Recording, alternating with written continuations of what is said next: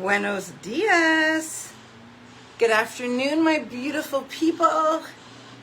How's everybody doing today? Happy Friday. Feliz viernes. ¿Cómo están todos? Espero todos están felices y que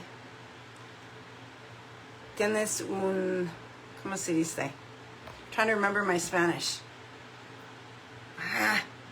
Un buen tiempo hoy. Espero que tienes un buen tiempo hoy. How's that? When you jump on, say hi. Sorry, I'm just going live on Instagram. Give me 1 minute. Hey, Dee. Hey, Regan. Hi, guys. Thank you for joining. I'm just going live on Instagram. Just give me 1 minute here. How's everybody doing? How you doing? What's it like where you are? Hi, Renee Ivy. Nice to see you here, sis. Thanks for joining. Okay. All right, here we go. Got a little bit of Instagram. Got a little bit of. Let me see.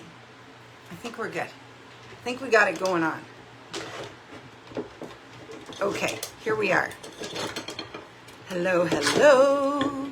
I have my hair up. You guys, my hair is long enough that I can put it up in a clip. You have no idea how excited I am about that. My hair, I like a loose clip. This has always been a thing for me. Like, oh wait, this has to go back here. Hey, Ash. But I'm very excited about my hair being able to go up. This is a whole situation. And I'm happy because that means that when it's a gajillion degrees, I can put my hair up. All right, wait, I have to move this. I have to move my Instagram. How's that? How's that? Everybody, do you have your crushed coffee? Hi, Christina. Hey, Melly. Okay, guys, who here has control issues? Anyone? Anyone? Today it's going to be fast and furious. It's going to be a little bit shorter than usual. So I'm just going to plug in for a minute. Just going to plug in for un momento. Because I want to make sure that I don't lose power. Oh, man. Can't do that. You guys, I'm just getting situated. I'm a little bit off today. This has been an off week, you'd say? I feel great. I feel wonderful. How do you guys feel? I feel great. The only challenge is that I have my boyfriend's coming to visit me today, which is incredible. He's driving all the way from Wisconsin to come see me, which I love. And I had a meeting this morning at 10.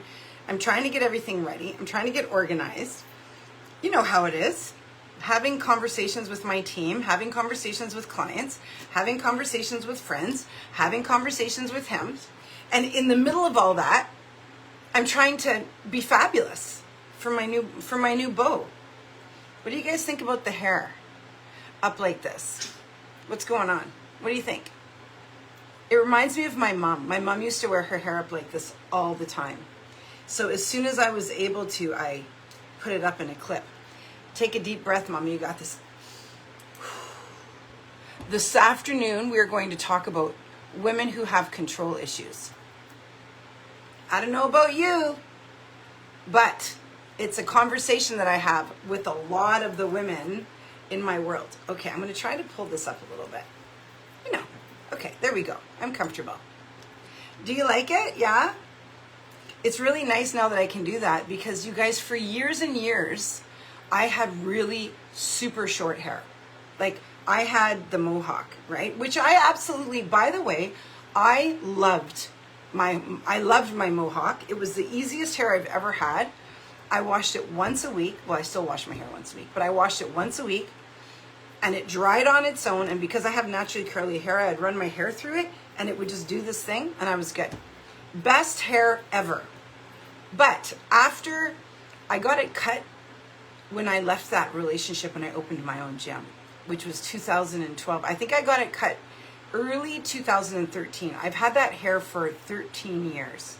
So this year I started growing my hair out. Now I have had seasons where my hair's been long since then, but for the most part, most of you who've known me for a long time have always known me to have the blonde mohawk thing.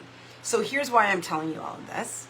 Not because it's exciting or because it's connected to our conversation at all, because it's not, but because I was not used to having a hot head. And then you turn 50 something and all of a sudden your hair is growing and you're like, why is my head hot all the time? Like I always, like when I'm sleeping, my head is sweating. And then I realize it's because for years I had a mohawk and I never, TikTok's not on? TikTok is not on. Oh, did I not go on TikTok? Wait, where am I? Okay, this is Facebook, right? Where am I? Okay, Regan's on Facebook. Ash, are you on Instagram? I must be on, am I on 2 different lives? Okay, wait, maybe I have 2 lives happening on Facebook. That's so funny. Okay, I'm gonna go to Instagram right now. Can you believe that? I went live twice on Facebook. What a ding dong. Okay, let me go over to TikTok. Okay, one sec. That's so funny. So I wonder where I am live. Where was that? Delete. Where was I? Isn't that I had 2 lives happening on Facebook. What a loser. That is hilarious. You guys, come on. Who does that? Who goes live on the same platform twice? Except me. Okay, I'm just working on it here. One sec. This is why we're taking, you guys, I am literally taking next week off because this is me this week. I'm just completely out of whack. Okay, got control issues. Okay. There. Now we're live on TikTok. Now we're live on TikTok. Hi. Sorry about that, TikTok. Sorry, Angelique and crew. Angelique and Shay and Angel. I'm sorry that I was live on the same platform twice. All right, here we go. Woohoo! Okay, what was I saying? Oh, I was talking about my hair. Why don't we just chit chat, you know? Remember I was going to do Fashion Fridays? I forgot about that. Fashion Fridays. Well, actually, this is a little bit Fashion Friday because this is an uncommon woman vest. I'm wearing the uncommon woman vest that is up for claim. It's up for claim. Okay, hi, Angelique. Thank you for sharing, sis. I was live on Facebook twice. Who does that? Anyway, so I was talking about my hair, and what I was saying was that now that my hair is long, I couldn't figure out why my head was hot all the time. Because I'm in my 50s and I don't have a mohawk anymore.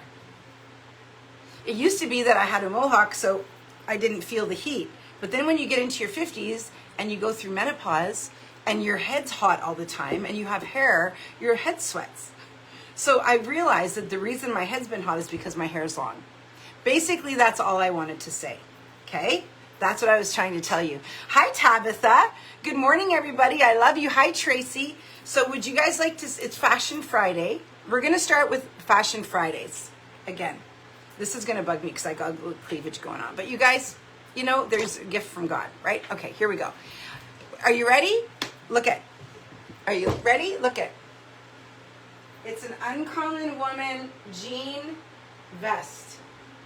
Can you see it? And then it says Uncommon Woman on the top, and then it's got the heart right there, right? Okay? This is up for claim. I'm going to put a little UW right there and something else, but I'm just wearing it because it's Fashion Friday and somebody might want a jean vest. It is adorable, and it's a little bit stretchy, so you can do this with it. Maybe I should. You guys, I'm sorry. Should I be apologizing? You know, I'm so confused. Some people, like, what do we do as women, you know? Like, is it a terrible thing to have a little cleavage? I don't do it on purpose. I don't try to do it to distract people. I just happen to like this outfit. and it happens to be lower, I'm not trying to tempt anybody. I'm not trying to put anybody over the edge. You know, like, here, listen up. If you can't control yourself, you need to go get some therapy. I don't need to change. That's the way I see it. Anyway, so that's an Uncommon Woman jean vest. Isn't it the cutest thing ever? All right, Fashion Friday. I'm good? Okay, thank you. I have permission from all of my people. You know, I'm a woman. And I have breasts. And that's that. And no, I don't throw them out all over the place. And no, I don't throw them over my shoulder. I just seriously like to wear things. You know, some people really get upset about it. Thank you, Regan. All my girls. Tracy says I'm fine. So I'm having an iced crushed coffee. You guys, you know what I did? I had rose. I went to Winners. Do you guys have a Winners or like one of those places that's, I don't know. What would it be like? It's like one of those big, huge outlet stores that has really nice stuff, but it's less expensive. Isn't this, Kim, isn't this cute? This vest is an Uncommon Woman vest. It's up for claim. It's got the little heart on the back. I like it because it's got the black checkered heart on the back, and then it says Uncommon Woman on the back. So it's actually, when I say for claim, I mean it's for sale. Uncommon Woman swag, right? It's going to have this logo. Maybe I should go like this. Oh, how's that? How's that for a look? It's going to have this logo right there. So anyway, what was I saying? I was talking about Winners. I don't even remember what I was saying about Winners. Is that not the craziest thing? This is how I know that it's time for me to take a break. So next week, we're not doing any lives. I'm taking a break. It's because my brain is fried. Oh, I know what I was saying. I was talking to you about the ice cubes. I was talking to you about my ice cubes. I bought an ice cube tray where you put water in the ice cube thing, and they're roses. Now, if you know my brand, Rose Gold Leadership is my coaching space where I coach women. Okay, I do one-on-one coaching with women. By the way, if you're wanting, needing, desiring support, I got you, baby. Anyway, I went and bought these ice trays that are rubber, and they are roses. And so this morning, I made a crushed coffee, iced coffee, with rose ice cubes and thick cream and crushed coffee, and it is so good. They're so good. I bought them for an event, and what we did is we bought this edible have you guys ever seen edible sparkles? Where you put sparkles in the water, and then you put the water in the tray, and then when your ice cubes come out, they're sparkly. So we had bought it for an event, and we had rose-shaped sparkly ice cubes. Come on! You know what I'm saying? I love that so much. Anything like that's extra, I'm into it. You know what I'm saying? As one who's blessed, I feel the cleavage struggle. Okay, see, I'm not. You know what, Kim? I'm going to tell you something. Can we talk about the sisters for a minute? We're all sisters here. We're all sisters with sisters. My sisters are not all of that. So when I wear something that gives me cleavage, I'm actually blown away. I'm like, what's happening? Where did that come from? Like, it's not a thing for me at all, ever. It's actually a bit of a joke that I will actually buy things sometimes just because of that. Oh, wow, that sounds beautiful. They are. You can make fancy drinks at home. Okay, so put a 1 in the comments. We're going to get started because today's going to be a little bit short, just a little bit shorter, I think. We'll see how it goes. I have a really powerful word for you guys today. Yesterday, we talked about women having faith, right? Well, there is one brother in the room today. Oh, Chris is here. Yay, Chris. Well, you know what? Congratulations. You're the lucky one. The one in 1 day of 365 that, you know, I got a little something going on, and there you are. So good for you. You probably did it on purpose. I'm joking. If you guys know Chris, Chris is like the sweetest guy ever. Oh, and then Doug is here too. So that's 2. Lucky me. Maybe this was all part of the master plan. Hi, sweetie. If you don't mind sending me a friend request so that we can know each other better. You're looking very nice. Okay. No, we're not going to do that. Right. Okay. Thank you. You guys, you want to know something? I've never had problems on Facebook before with people coming into my lives who are inappropriate, and it has started, and I don't even know how or why or when. Who are these people? These people are definitely not people in my community. They're not. I don't know where they're coming from. Yeah, he is used to our girl talk, right? Okay, so yesterday the focus was on faith, right? Having faith. And the reason that I decided to do a live yesterday about women having faith is because in my coaching spaces and in my team chat and with the women that I talk to on a daily, there's a lot of upheaval right now. Women are feeling a lot of upheaval. There's a lot of challenge in their lives. There's a lot of stretch. Remember, you're not stressed, you're stretched. In our community, in Uncommon Woman community, we don't call it stressed. We call it stretched. And there's a lot of that happening. It's happening externally out in the world, and then it's also happening in our homes. It's happening in our relationships.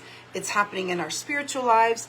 It's happening in our finances. It's happening in our friendships. It's everywhere. And so I thought it was really vital yesterday to have a conversation about faith. And it was actually a live that I did back in April. So I took the notes from that live and I redid that live yesterday, and I got a lot of messages from people saying, this was really powerful for me. I needed to hear about this because sometimes I tend to lose faith. So remember yesterday I shared that even weakened faith is faith. Even faith that feels watered down is faith. Even when you're having the hardest time believing that everything is going to be okay, that if you have any belief at all, any faith at all, remember the man who said to Jesus, I believe, I have faith, and please heal whatever unbelief, whatever lack of faith I do have. So just remember that being a woman of faith doesn't mean that your faith is always 10 out of 10. Sometimes our faith shifts because we're human, because we're wounded, because we're flawed, because from time to time we take our eyes off of Jesus. And I think of the time when Peter was walking on the water, and he had the ability, he had the energy, he had the wisdom, he had Jesus right in front of him, and he took his eyes off Jesus. And as soon as he did that, remember when he was distracted and he took his eyes off Jesus, he started to sink. This is what happens. It doesn't mean that he didn't have any faith. It didn't mean that he didn't love Jesus. It didn't mean that he didn't want to walk with Jesus. It didn't mean that he wasn't committed. But sometimes we take our eyes away for a moment. And when we take our eyes away, we can start to sink. And so I just want to remind you on this beautiful Fashion Friday here in Uncommon Woman HQ that just because your faith might be a little bit stretched out, just because you're feeling like things have been hard and you've been praying, but even your prayers feel difficult because you don't even necessarily believe that they're going to work. If you're still doing that in the midst of all of this, that counts. He's such a gracious Father. He's such a forgiving Father. He understands our hearts better than anybody else. He knows what it's like to be human because he created us. He understands that we're imperfect. So my sweet, sweet sister, if you feel like you're failing in your faith, if you feel like you're not doing a good enough job, you just set that junk right now. It's Trash Tuesday. Put that right in the garbage. Anybody watch, what's her name? Trash Tuesday? I'm addicted. She's amazing.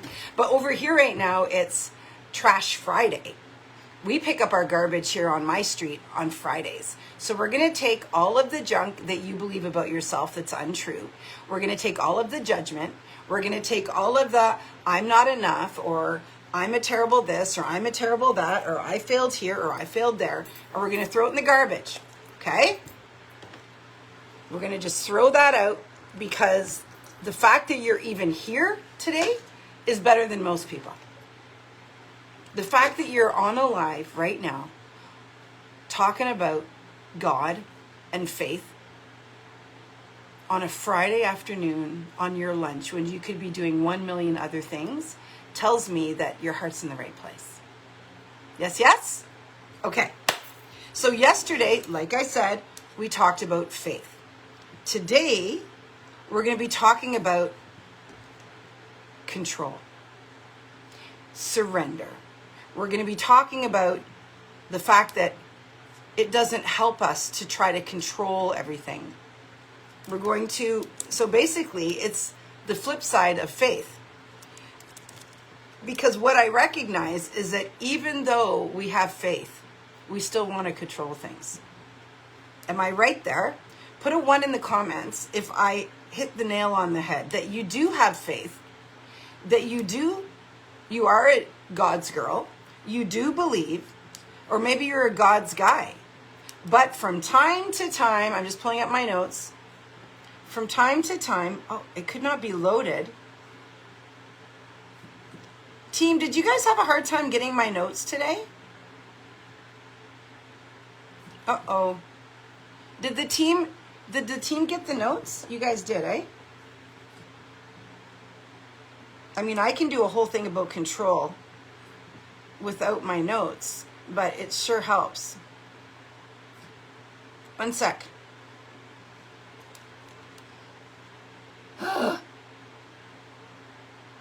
What the heck? Did you guys get the notes? No, yes. No, they were fine. Interesting. Because I'm now trying to open up my notes and it's telling me that, what's today? July 24, Friday.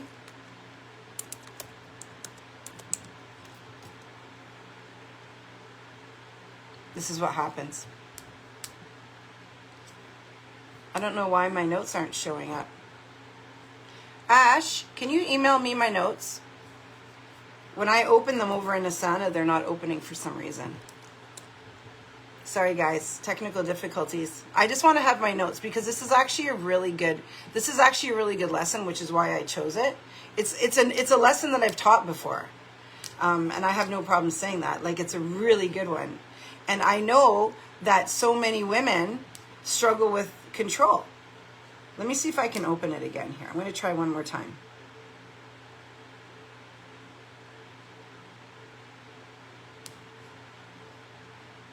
Let me see. Yeah, it's not letting me open for some reason. Okay, Ashley, my beautiful admin assistant, is going to email it. Oh, email it to Romiat. Okay? Okay. So anyway, hi Elizabeth. You guys are amazing. Sorry. All right. Back to the original conversation. The reason that I wanted to do a live about control is because when we are learning to have more faith, when we are focusing on being more faithful, what we're doing is we are relinquishing control. And when we're relinquishing control, we're rewiring what we've always done. So this is why I was saying, put a 1 in the comments if you're a woman who enjoys or wants to or feels that you need to have control. There are a lot of women out there who want to have control. Can you send it to me via email? I can't open it on my WhatsApp. Can you send it via email?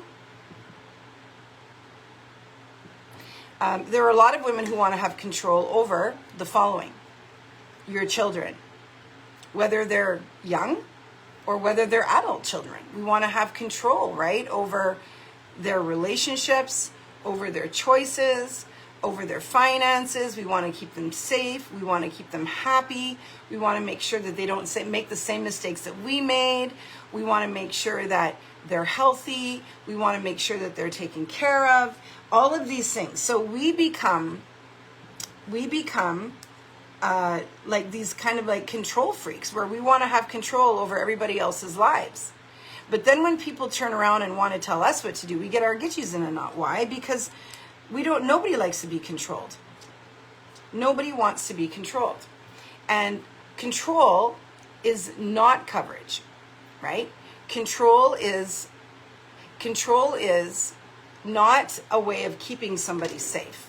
Even though it might feel like that's what it is, it's not. So it's important for us to recognize that when we try to control, what we're doing is we are keeping our hands. I like to use the analogy of steering wheel. It hasn't come through yet, Ash. You sent it to Romy@theuncommon.woman.com, right? Romy@theuncommon.woman.com. It hasn't come through yet. Let me see. No, not there yet. That's okay. When we're driving and we have our hands on the wheels and things get tense, what do? We tighten our grip. And I want you to think about when things are tense. When things are tense with your child, when things are tense in your relationships, when things are tense with your money, when things are tense with the situations around you, you try to control. You try to control them. You tighten your grip on them.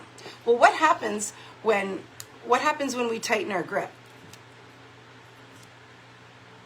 When we tighten our grip, we tense up. Thank you, Regan. When we tighten our grip, we aren't able to receive.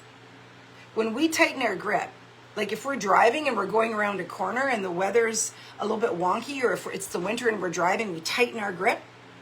We actually tense up our whole body. When we tense up our whole body, and this happens when we're trying to control other people, we get tense, we get anxious, we get tight, we get wound up.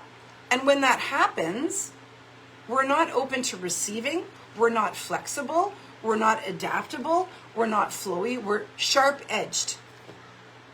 Do you see how control can actually energetically make you very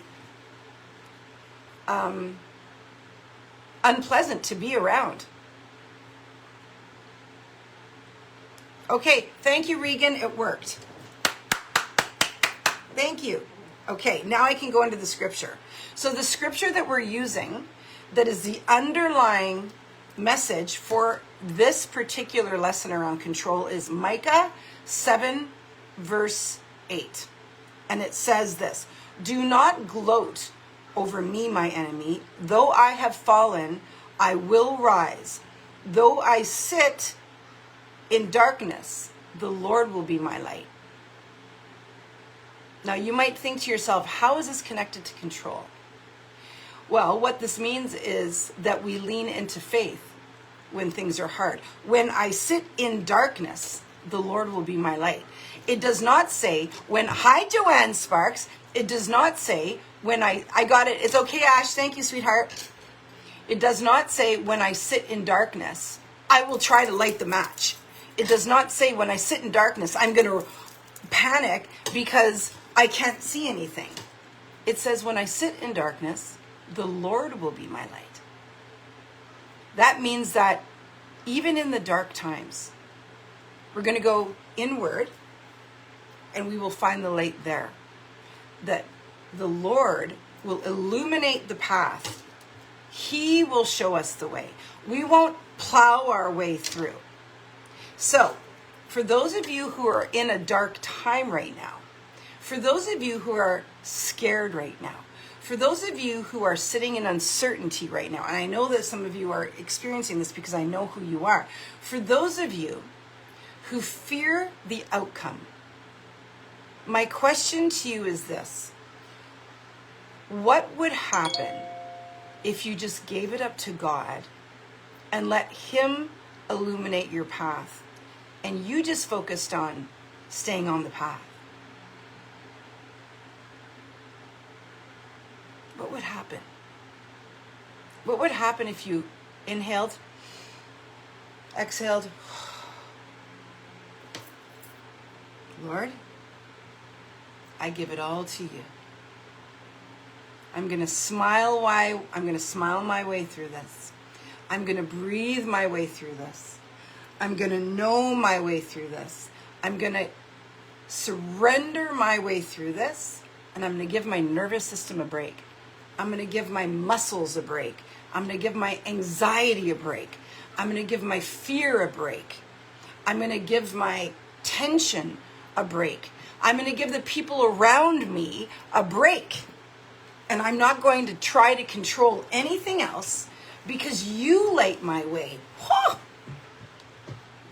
That's a relief. You light the way, Lord. I don't.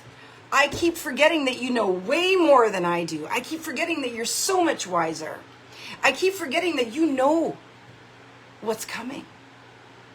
You know what's on the other side. I have no idea. And if I try to control the outcome, I might make the wrong decision. And you have a whole plan for me. And I might make the wrong decision if I'm in control. So you know what? I give it up to you because A, I'm tired. B, I'm not fun to be around when I try to control people. And C, if I give it to you, I know with all my heart, mind, and soul, the best is yet to come. Yes? Context of Micah in the Old Testament is this. The people of Israel and Judah disappointed God, so he was going to destroy what they built. He doesn't like when we go against his wishes. He doesn't like when we try to control everything, when we do things our human way, when we get all caught up in our emotions, when we get greedy, when we get egotistical, when we start doing things for the wrong reasons, he doesn't like that. And Micah is the messenger who comes to the people and says, you're going to lose it all. Here's the important thing for you to remember. When we try to control, we're acting against God's will.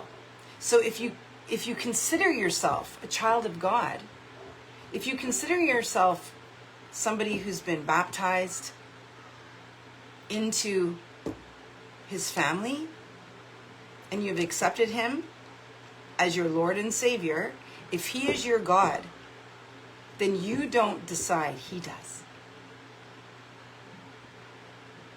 It's actually going against God's will when we try to control things.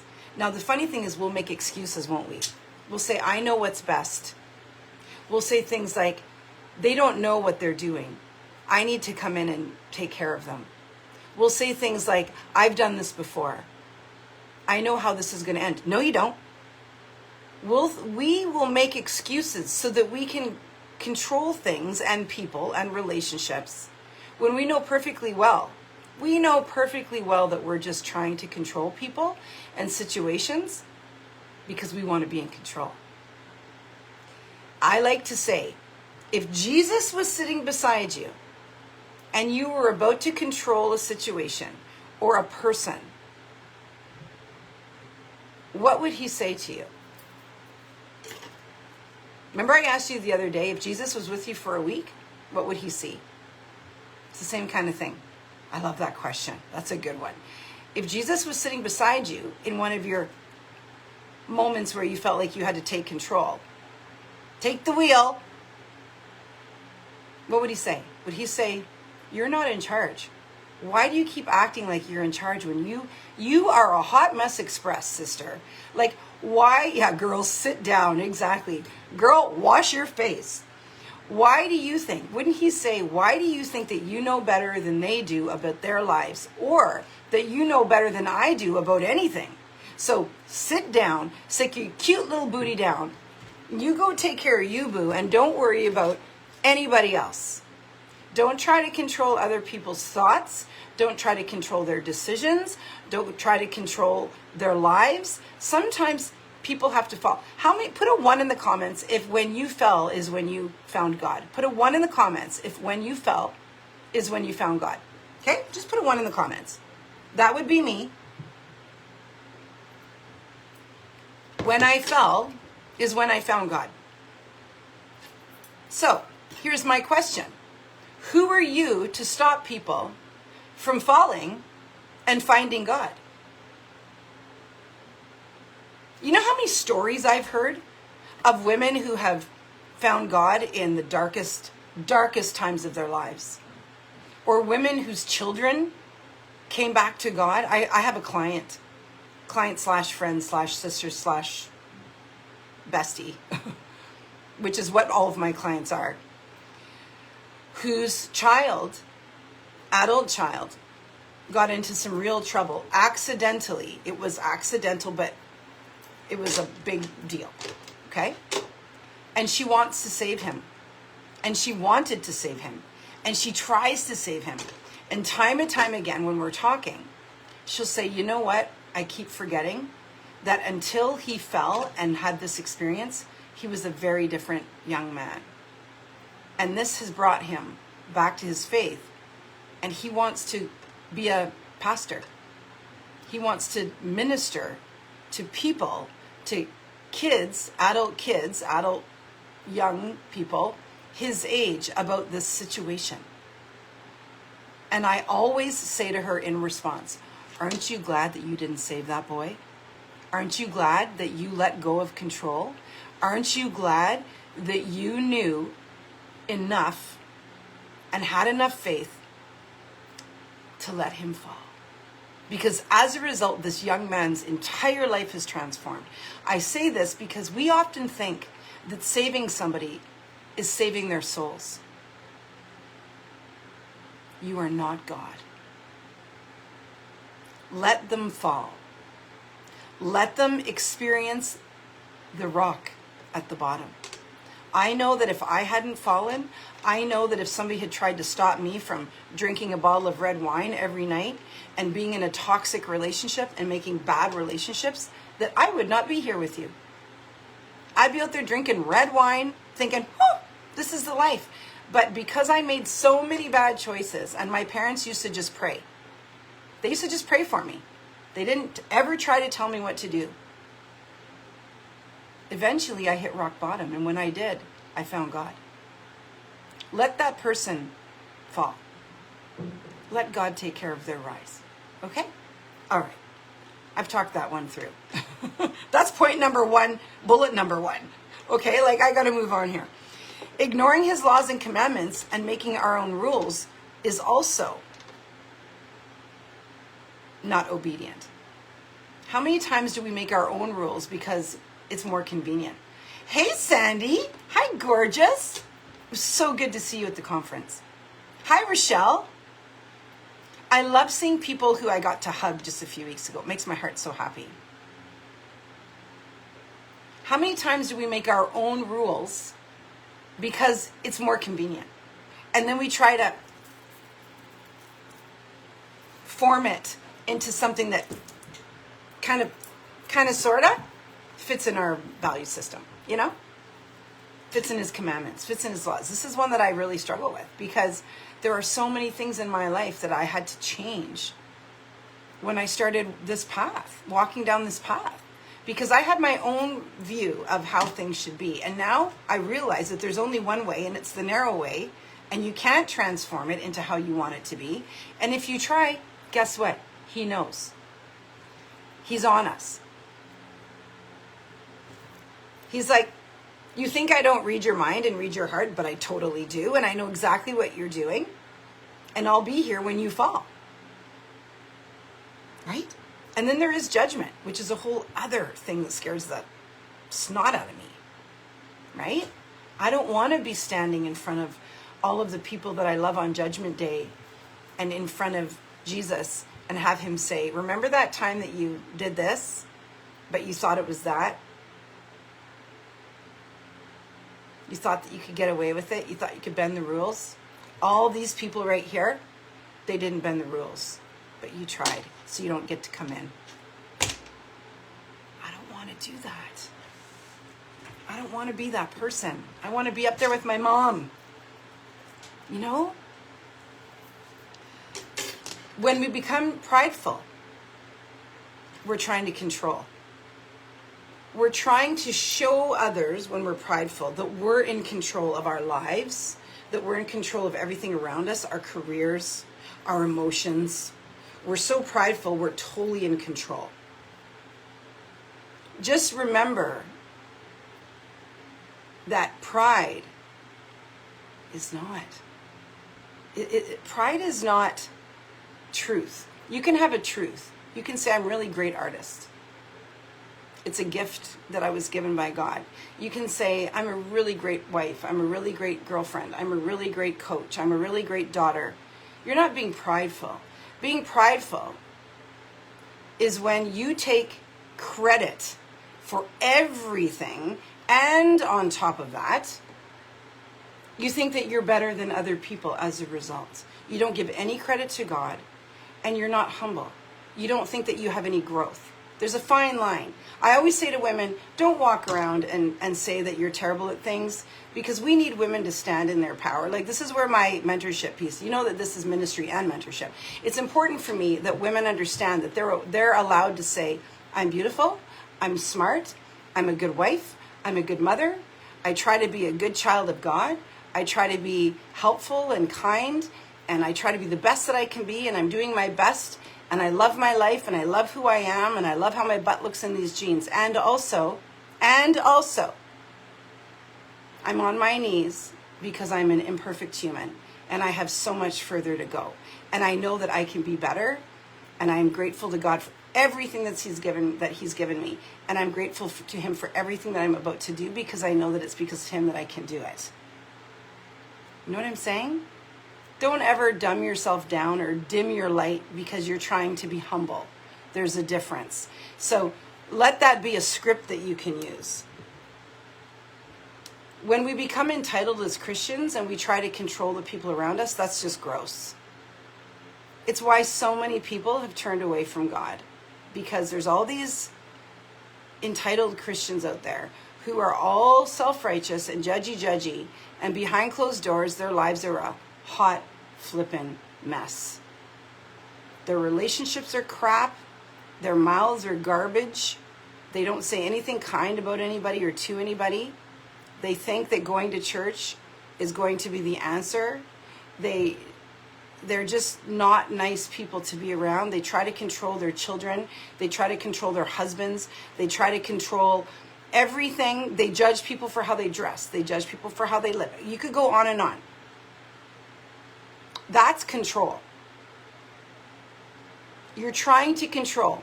Why do we control? Because we're so flippin' out of control. I find that the people who try to control the most are people who feel completely out of control. It's usually a sign that you're actually so out of control.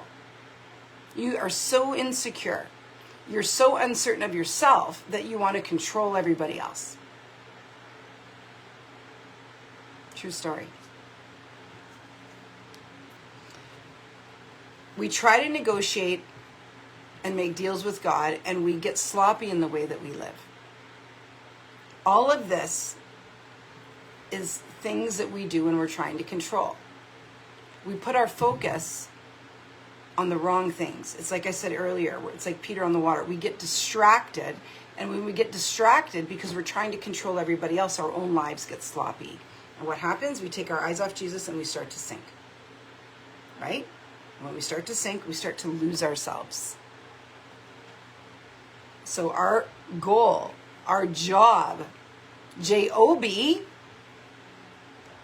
is to stay focused on Jesus and not focused on other people. Okay? Make sure that you tag somebody in the comments who would really value this. Or share it to your community. Share it out to somebody. Hi, Rebecca. It's so powerful. It's so powerful. From the desire to control comes a lot of mess and destruction. Here are some things that happen when we try to control. Are you ready for the list? Number 1, we end up in a divorce because our partner does not want to be controlled. And so they leave. We're not fun to be around. So they leave. Right? Or maybe we were being controlled and we're going to leave. I have my fan on and I can't light my candle. Either way, control in a relationship is a recipe for divorce, separation, heartbreak, breakup, family breakdown, whatever you want to call it. Destitution. When we try to control things, sorry, I'm going to sneeze. Excuse me.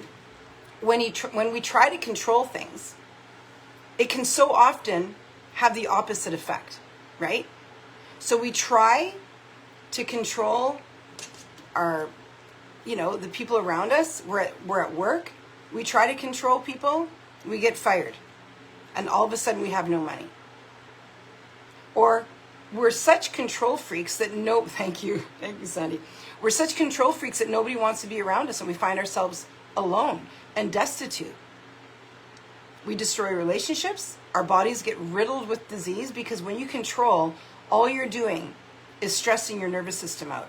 And when you stress your nervous system out, what happens to you physically? You get sick. True story. Some people die from trying to control. They have such control issues their entire lives that they have flipping heart attacks or a stroke because they have got themselves so stressed out about things that they have no control over. And then they die. Have a nice life. Like, what a waste. Or we're disillusioned. In other words, we think that we are God. We think that we should control people. We think that other people actually have no clue what they're doing. And so we want to control. And that's just we're disillusioned when we think that. Because they have free will. They have wisdom. They see life through a completely different set of lenses than we do. So what we think might be right might for them be the absolute wrong thing. We don't get to decide. Control is not your salvation. Micah says, though I fall. This is honest. This is staying grounded and real. But what he does not say is just as important. He does not scramble to fix when he falls. He does not defend himself. He does not try to control the outcome. He surrenders. So notice he says at the beginning, though I fall. Anybody who says, I don't ever want to fail. I've never fallen. I've never failed. I'm one of the lucky ones. Really? Truthfully? I highly doubt it. It's so important for us to accept and surrender and embrace the fall because we're taken care of. When I broke the Jezebel spirit off my marriage and life changed, and now we put God in the center of everything. Oh, that's so beautiful. I love that. And you're so amazing, Sandy. I can't even imagine. This is when many of us miss our freedom. The hidden layer, ego dressed up as control. Control can look responsible. Control can look strong. Control can look independent. Control can look put together. Control can look like love. I love you. I'm doing this for you. I love you so much. Just let me take care of this. I've got this. I love you, so I'm going to take care of this.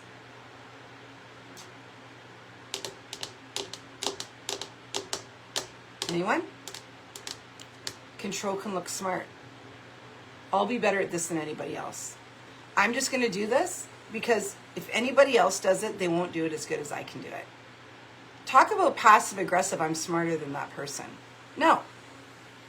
Now, there might be some truth to the fact that you've done it for longer, but instead of saying, just let me do it because I'll do it better, why not teach people?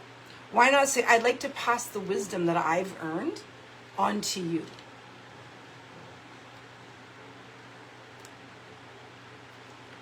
It can sound like I need to hold this together. I can't let anyone else see me like this. These are the things that we say when we're trying to control. If I just try harder, fix more, or manage better, fill in the blank. I can do this better than anyone else. I've already said that one. I know what is best for you, for me, for them. No, I know what is best. Oh, really? Now do you? Or, I got this. You guys, all of those are control. Are any of those part of your language? And I know that parents can do this with children. And sometimes, sure, it's okay, sweetie, I've got this. But then there's no, I've got this.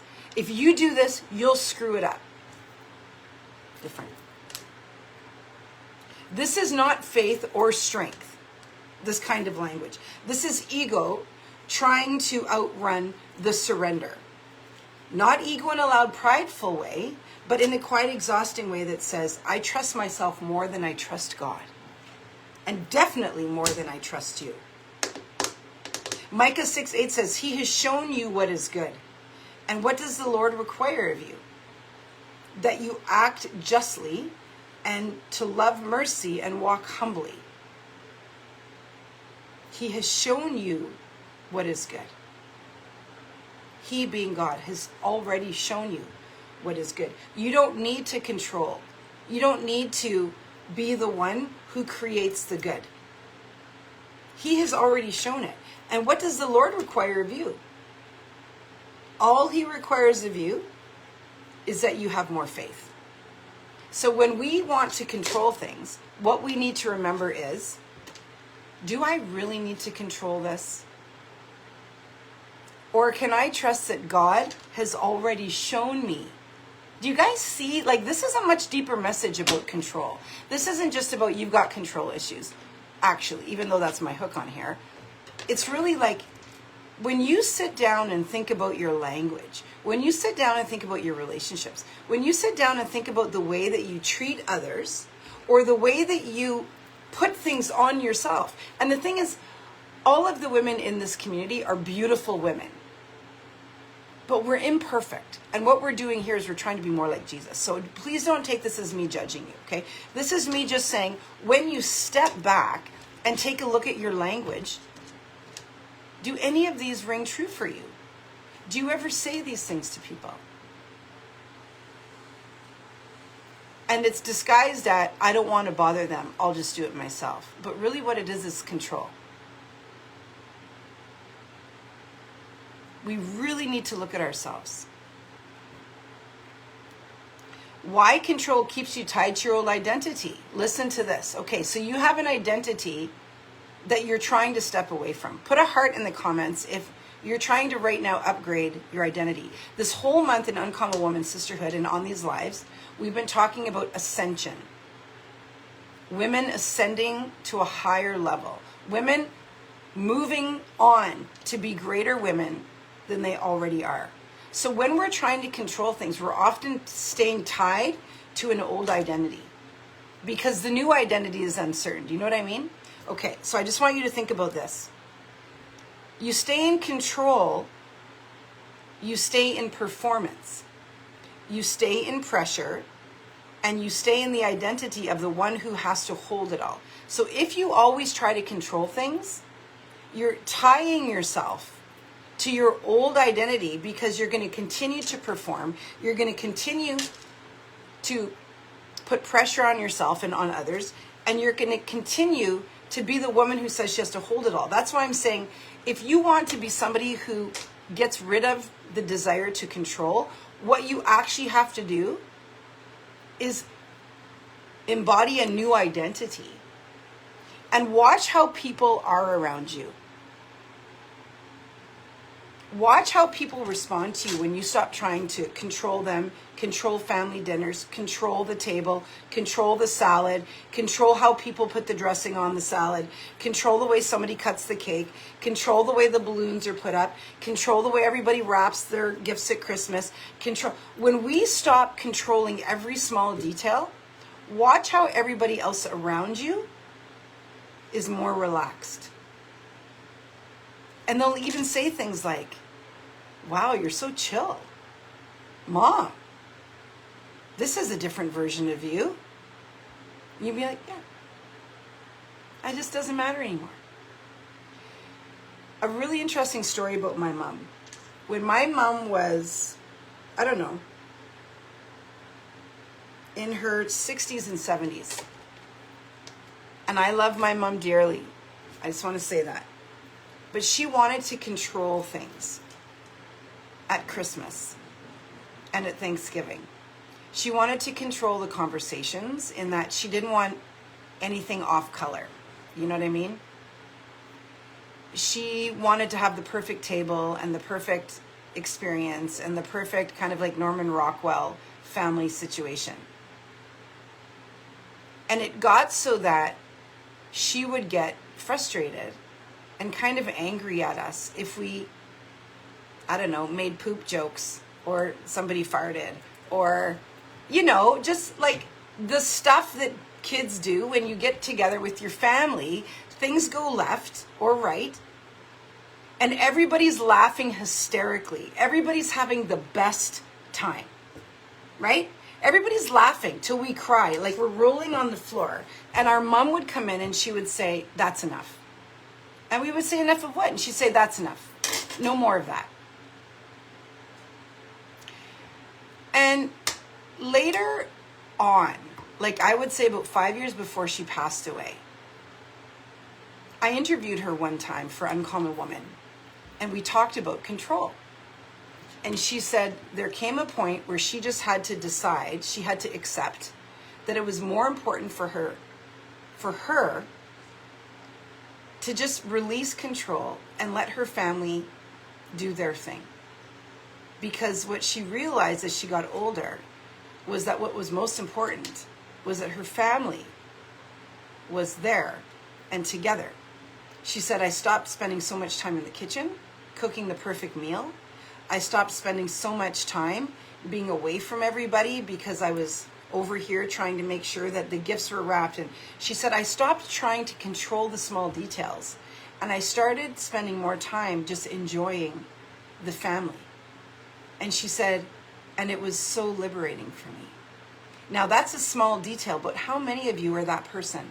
While everybody else is having a good time in the kitchen, in the living room, you're in the kitchen making the perfect meal and every single detail has to be perfect and every single detail has to be whatever. And you miss out on all of the conversation, all of the updates, all of the fun. And at the end of the day, you were just cooking a meal and setting a table. And you're like, I don't even feel like I had a conversation with anybody. It was like life-changing for her. She said, I just decided that my family was more important. Right? Wow, that was so good. Okay, I'm going to flip forward here.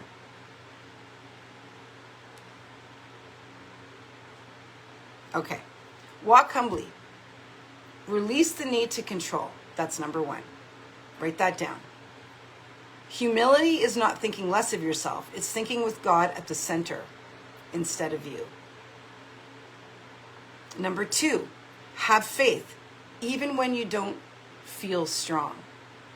Faith is not a feeling, it's a posture. It's how you stand, it's not how you feel.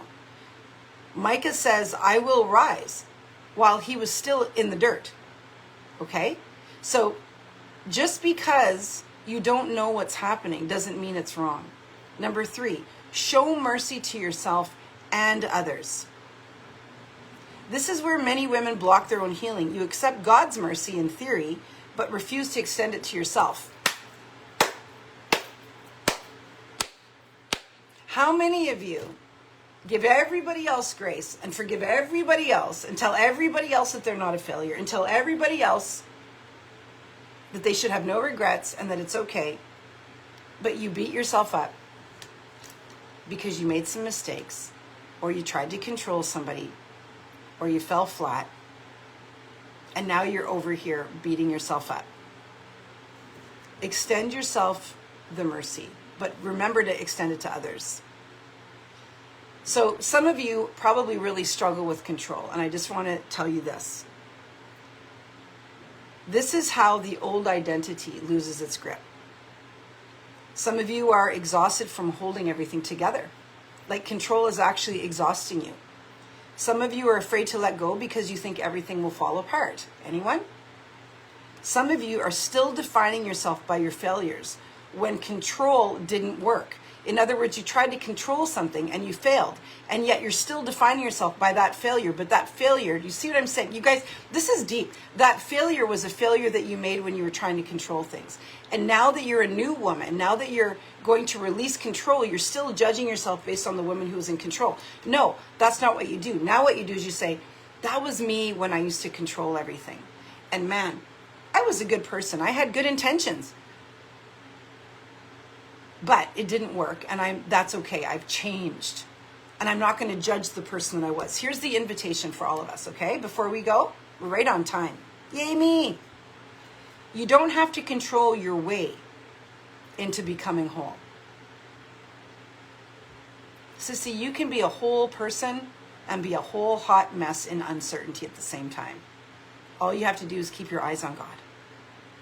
If you keep your eyes on God, you're obedient, you walk the narrow path, and you have faith, you'll be happier than you've ever been. And you won't have to control anything.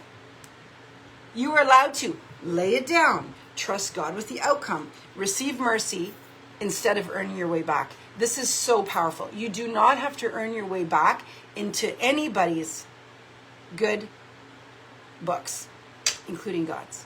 You don't have to earn your way back. Just be different. Stop controlling. Allow God to decide what's going to happen with other people, and just keep your opinions and your controlling energy and your desire for other people to have a perfect life to yourself. Now, here's the other thing before we go. Just a reminder. We've all messed up, right? We're all imperfect, right? Should we be telling other people how to live their lives? Just take a look at your own timeline. Just take a look at some of the decisions that you've made. This is for me too. This is for all of us. Should we be the person who X, Y, and Z, you fill in your own blanks, should we be telling people how to live their lives? Yes or no? If somebody could pull the veil back on your life and look at every single thing that you've done and every single thing that you've thought and every single thing that you've said, would they take your advice?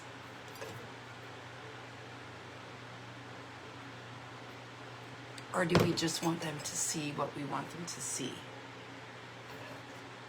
This is where we have to get on our knees and be a little bit humble. Exactly. Shantya says, nope. Me too, sissy. A big N-O.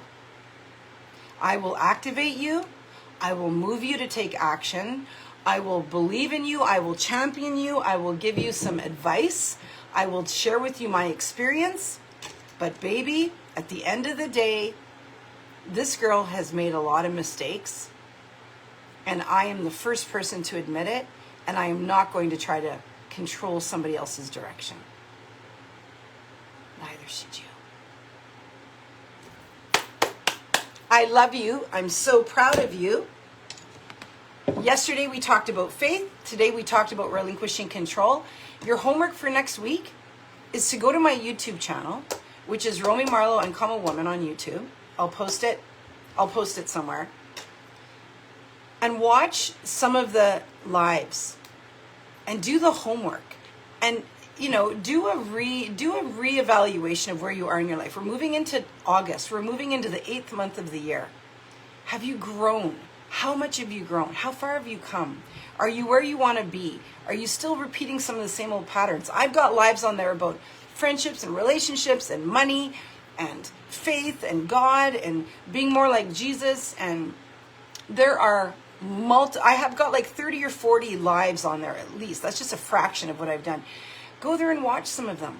I'm so glad that this was useful for you. So good. And on the flip side, who we listen to for advice. Exactly. Be discerning. We did the 10K. Woohoo! Thank you, TikTok people. And thank you to all of my Uncommon hosts for being so present and so wonderful, and for sending me my notes, and for loving me and walking with me. Thank you to everybody who comes and meets me. You guys, I'm here every Monday to Friday at noon Eastern Standard. Now, I'm not coming next week. I'm taking a holiday from my lives because I need to recalibrate for the rest of the year. August, September, October, November, December. I've got 5 months to plan for. I like to take space so that I can have a conversation with God, re-energize myself, and make some really smart decisions. I don't want to be in control. I just want to talk to God. Okay? Uncommon Woman Sisterhood is my private Facebook community for women who are women of God. We meet twice a month. The boys say hi. Hi, guys. Aw. I love them. We meet twice a month for conversations that are intimate and personal. You get to share, you get mentored, you get, there's ministry obviously tied into it. We have a beautiful sisterhood. Go to RomyMarlowe.com to join. It's a beautiful space. I invite you in. So I really pour into the women in this community in those calls. Those calls are really what it's all about. It's where we make the deep connections. And if you're looking for one-on-one support in your business, in your life, in your relationships, if you want to level up and you're ready to become a rose gold woman, a woman who is strong and soft, bold and beautiful, you're a leader, but you're learning, you're building community, but you're building a business, maybe you're recalibrating your marriage, maybe you're recalibrating all of who you are moving forward, you now go to my RomyMarlowe.com website, and there's a flyer there that says Rose Gold Leadership. You click on it, and there's an intake form. It's finally up. I'm so excited. It's finally up. So now it's an application form to apply to work with me. It's not for everybody, so that's why I have an application form. You're so welcome. Thank you for doing what you do daily, and thank you for I love my admin team. Thank you. Yeah, next week I'm off. Okay, have an incredible day, everybody. Michelle, I'm coming at ya. I love you guys. Have an incredible day. My baby's going to be here in an hour and a half, so watch my stories for updates on love. Okay? See you guys later. I love you so, so much. Thank you so, so much from the bottom of my heart for trusting me every single day. Love you. Bye. Bye, beautiful. Bye, my beauties. Bye, my besties.